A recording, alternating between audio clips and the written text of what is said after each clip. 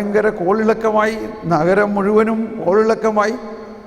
അവസാനത്തെ ഒരു കാഴ്ച, ഇന്ന ദിവസം വ്യാഴാഴ്ച മാതാവ് അവസാനമായിട്ട് പറയും, അന്ന് വലിയ അത്ഭുതം നടക്കും, അന്ന് അവിടെ ഒരു നീരുറവ ഉണ്ടാകും, വലിയ അത്ഭുതം നടക്കുമെന്നെല്ലാം പറഞ്ഞു.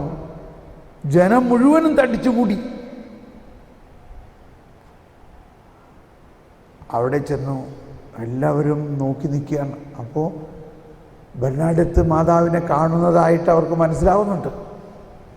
പക്ഷേ ചിലവർ പറയും ഇതൊക്കെ വെറും സൂത്രമാണ്, ഈ പെണ്ണിന് ഈ പെണ്ണിന് എന്തോ അസുഖമാണ്. അങ്ങനെ ഇരിക്കുമ്പോൾ ബെർണാഡത്ത് പോയിട്ട് അവിടെ ഉണ്ടായിരുന്ന മാതാവ് പറഞ്ഞു, നീ ആ പുല്ല് പറിച്ച് തിന്നാൻ പറഞ്ഞു.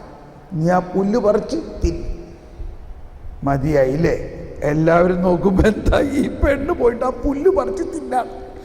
ഷോ, അല്ലെങ്കിൽ തന്നെ ഇവൾക്ക് വട്ടാണെന്ന് വിചാരിച്ചിരുന്നവർക്ക് പിന്നെ ഇനി വല്ലതും വേണോ? അങ്ങനെ ആ പുല്ല് പറിച്ച് തിന്നണം, ആട് തിന്നണമായി. കുറച്ച് കഴിഞ്ഞപ്പോൾ മാതാവ് പറയാണ്, നീ അവിടെ മാന്ത്, ആ മണ്ണ് മാന്താൻ. അങ്ങനെ അവൾ ആ മണ്ണിങ്ങനെ മാന്താൻ തുടങ്ങി. അത് കണ്ടപ്പോൾ അപ്പോഴും ആളുകൾക്ക് മനസ്സിലായി ഇത് ശരിക്കും വട്ടാണ്. അത് കഴിഞ്ഞ് മാതാവ് പറഞ്ഞു, നീ ആ മണ്ണ് കുറച്ച് തിന്നി. എന്തോ ഒരു വിഡ്ഢിത്തരം.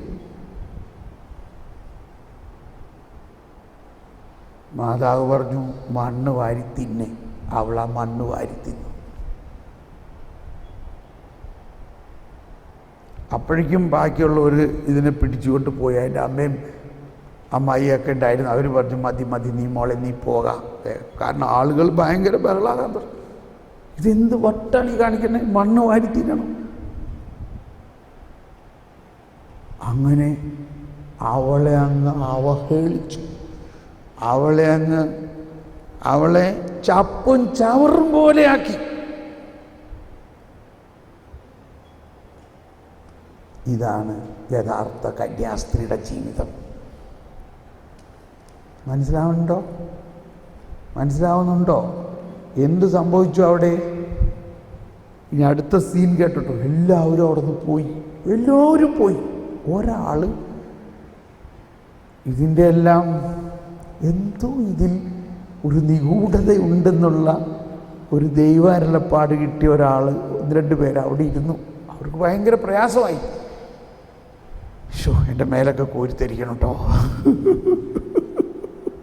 ആ സംഭവം, അയാൾ അവിടെ ഇരുന്നു. അയാൾ അങ്ങനെ ഇരിക്കുമ്പോൾ ആ മണ്ണ് മാന്തി തിന്ന സ്ഥലത്ത് നിന്ന് നീരുറവ, വെള്ളം ഇങ്ങനെ പൊട്ടി ഒഴുകാൻ തുടങ്ങിയിട്ട് ആ വെള്ളം ഇയാൾ ഇരുന്നോടത്തേക്ക് ഒഴുകി. ഇയാളുടെ കൈ നനഞ്ഞപ്പോൾ ഇതെന്ത് ഈ വെള്ളം ഇവിടെ വരണേ? നോക്കിയപ്പോൾ എന്താ, അവിടെ നീരുറവ. അപ്പോൾ ഇയാളുടെ കൂടെ ഉണ്ടായിരുന്ന ഒരാളുടെ ഒരു കണ്ണ് ഒരു കണ്ണ് കുരുടനായിരുന്നു. അയാൾ അത് കണ്ടിട്ട് ഉടനെ ആ വെള്ളം എടുത്ത് മുഖത്തേക്കും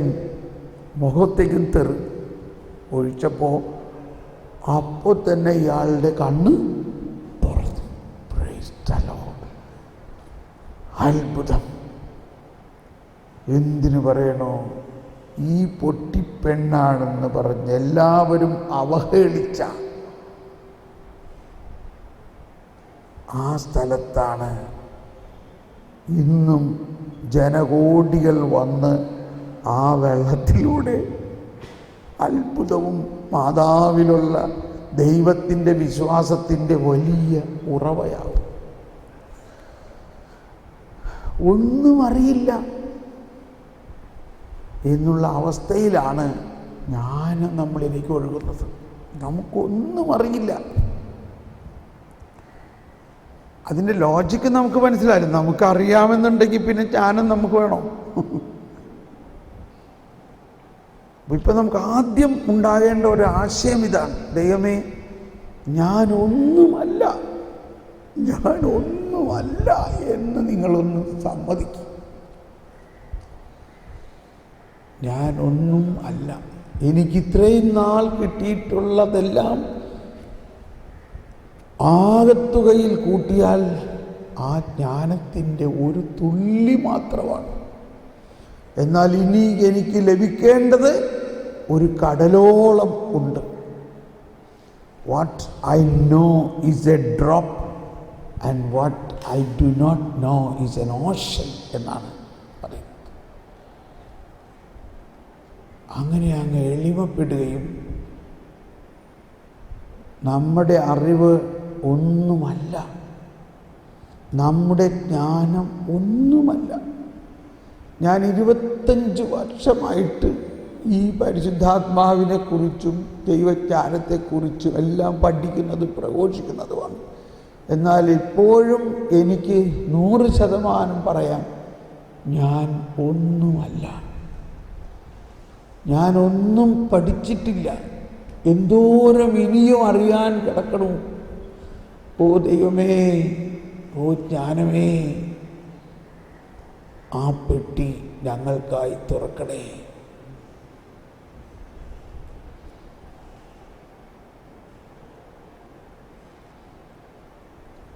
നമ്മൾ ബെർണാഡത്തിനെ പോലെ അവഹേളിക്കപ്പെട്ടിട്ടുണ്ടാകാം, എല്ലാവരും പുച്ഛിച്ചിട്ടുണ്ടാകാം.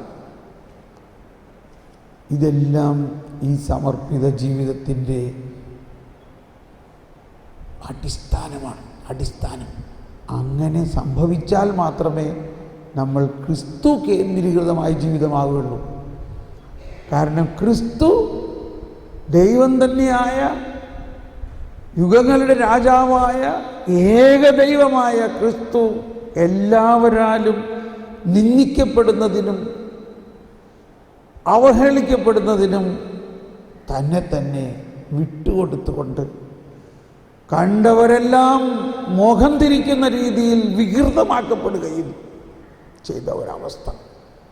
അവിടെയായിരുന്നു ജ്ഞാനം. അതാണ് ജ്ഞാനം.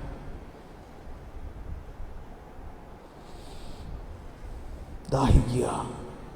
ജ്ഞാനത്തിൻ ചൈതന്യമേ ഞങ്ങളിൽ വന്നു നിറഞ്ഞിടണേ.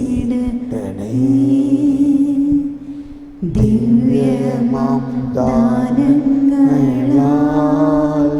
ഞങ്ങളെ നവ്യരായി മാറ്റി.